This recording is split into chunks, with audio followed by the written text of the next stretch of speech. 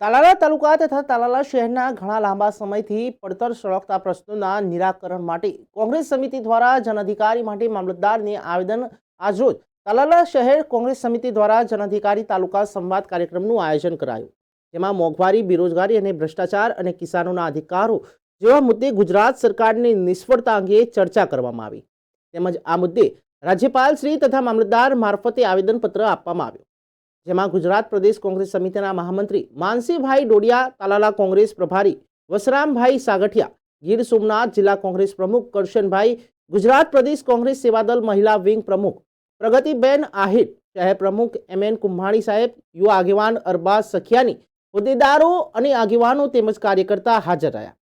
તાલાલા શહેરમાં લાંબા સમયથી ચાલી રહેલ સામૂહિક આરોગ્ય કેન્દ્ર છે, જેમાં તાલાલા તાલુકાના 48 ગામો તેમજ આજુબાજુના બીજા તાલુકાના ગામોને સુવિધાનો લાભ લે છે, તેમજ નાના મોટા ઘણા રોગોની સારવાર પણ અહીં થાય છે.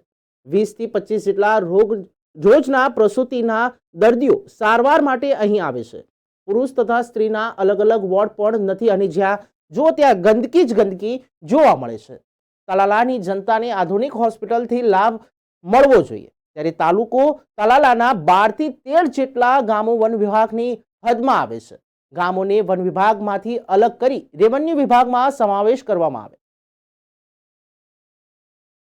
તાલાલા તાલુકાના જે પ્રશ્નો છે એની આપ સત્વરે કાળજી લઈ એના નિરાકરણ માટેના આ પ્રયત્ન કરો અને જે પ્રશ્નો છે અગાઉ આ સરકારમાં બેઠેલા લોકો પણ આ પ્રશ્નો પૂરા કરવાનું વચન આપીને ગયા છે, મત લઈને ગયા છે, ત્યાર પછી દેખાણા પણ નથી આ પ્રશ્ન માટે.